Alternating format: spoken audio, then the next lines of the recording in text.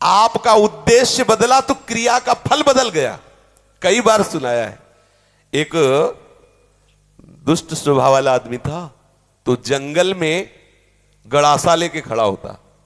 वहां से चाहे वो महात्मा निकले चाहे वो गृहस्थ निकले, पहली बात उसका दंड कमंडल रुपया पैसा छीन लेना, और दूसरी बात उसको जिंदा ना छोड़ना। तो मौज, ऐसा हिंसक क्रूर स्वभाव का था, छीन लेना और मार देना। बहुत ध्यान से सुनना, ऐसा ही करता। अब एक महात्मा जो बड़े भजनानंदी तपस्वी त्यागी थे, तो ऐसे संतों के दर्शन मात्र से पाप नष्ट होते हैं। संत दरस जिम पातक टरे, बड़े भाग पाइप सत्संगा, विनय प्रयास होई भव भंगा। ऐसे महापुरुष का सानिध्य जो ही मिला तो उसने उठाया गड़ासा। तो उनका क्यों भाई, क्यों मारोगे? बोले हमारा व्यसन है, मारना हमारा स्वभाव है, हमारी आदत है, हमें नशा है, हम सामान छीन लेते हैं मारते हैं। बोले ऐसी दुर्गति होगी तेरी कि तुझे पता नहीं। वो तपबल संपन्न थे, वो जो जो बोल रहे थे वो ऐसा लग रहा था कि उसके दिमाग पे लग रहा है। थोड़ी ही देर में संभाषण मात्र, एक तो दर्शन दूसरा संभाषण, तत्काल उसके हृदय में कंपायमान, हृदय में भय पैदा हुआ, चरणों में गिर गया। महाराज मैं तो बहुत पाप की, ये देखो संत दर्शन का फल, कोई उपाय बताओ। महाराज सब छोड़ दूंगा यदि मुझे शिष्य बना लो। तो उनका तुम्हें ऐसे शिष्य नहीं बनाएंगे, पहले तुम भारत के तीर्थों का अवगाहन करो, जब तुम पवित्र हो जाओगे तब तुम्हें शिष्य बनाएंगे। तुमने बहुत सी हत्याएं की है, बनाएंगे शिष्य, लेकिन पहले भारत के तीर्थों में भ्रमण करो। तो महाराज हम कैसे जानेंगे कि हम पवित्र हो गए, निष्पाप हो गए? तो उन्होंने एक सूखी लकड़ी दी और कहा जब ये हरी हो जाए, इसमें अंकुरण हो जाए, तो वहीं से लौट आना, जानना तुम निष्पाप हो गए। चल पड़ा। अब महापुरुष की प्रेरणा, ये होता है संत का प्रभाव। अब वो लकड़ी ली सूखी और चल पड़ा। 10 किलोमीटर चला होगा तो एक जंगल में एक बहुत बड़ा बट वृक्ष था, बरगद का, बहुत बड़े बड़े पेड़, बरगद के बहुत बड़ी, उसकी जड़ ऐसे आके शाखाओं से नवीन वृक्ष की रचना, बहुत बड़ा वृक्ष था। उसी के नीचे सोचा रात्रि काट लेते हैं, फिर हम तीर्थ यात्रा में जाएंगे। उसी के नीचे तो 4 बदमाश ऊपर चढ़े हुए थे, चोर, और वो समीप वाले गांव में चारों तरफ से आग लगाने का प्लान बना रहे थे कि तुम दक्षिण की तरफ से आग लगाना, तुम उत्तर की तरफ से आग लगाना, और फिर जो निकलेगा उनको मारेंगे, ऐसा ऐसा। उसने सोचा है इतने पाप किए हैं, अब तीर्थ यात्रा तो जा ही रहे, इन 4 को और मार देते हैं, क्योंकि ये 4 मरेंगे तो पूरा गांव बच जाएगा। अब जो तीर्थ ही जा रहे तो जब 50-100 वो मारे तो 2-4 इनमें क्या जाता है। उन्होंने आवाज लगाई, ये सुनो तुम्हारा प्लान ठीक नहीं है।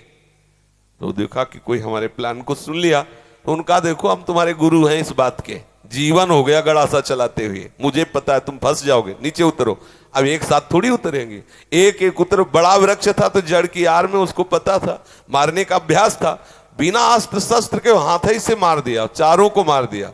मारा, सोचा अभी यहां तो हमने हत्या कर दी, अभी यहां नहीं रुकेंगे, आगे जो ही लकड़ी उठाया तो हरी हो गई।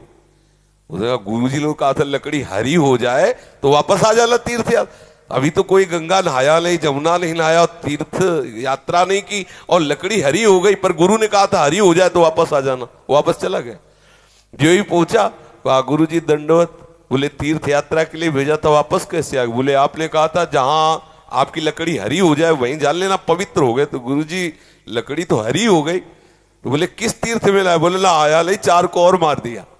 बोले 4 को मार दिया तो और पाप बढ़ना चाहिए, कैसे क्या? तब उन्होंने बताया पूरे गांव की रक्षा करने के भाव से मैंने 4। तो बोले देखो बेटा, अभी तक अपने स्वार्थ के लिए मारते थे, उद्देश्य था आपको अपने स्वार्थ का, तो वो पाप हुआ। लेकिन पूरे नगर के गाय बैल जीव जंतु स्त्री पुरुष बच्चे सबकी रक्षा का उद्देश्य रख के 4 को मार दिया, तो वो महापुण्य हो गया। अब समझे, क्रिया वही है, उद्देश्य बदल गया तो फल बदल गया उसका।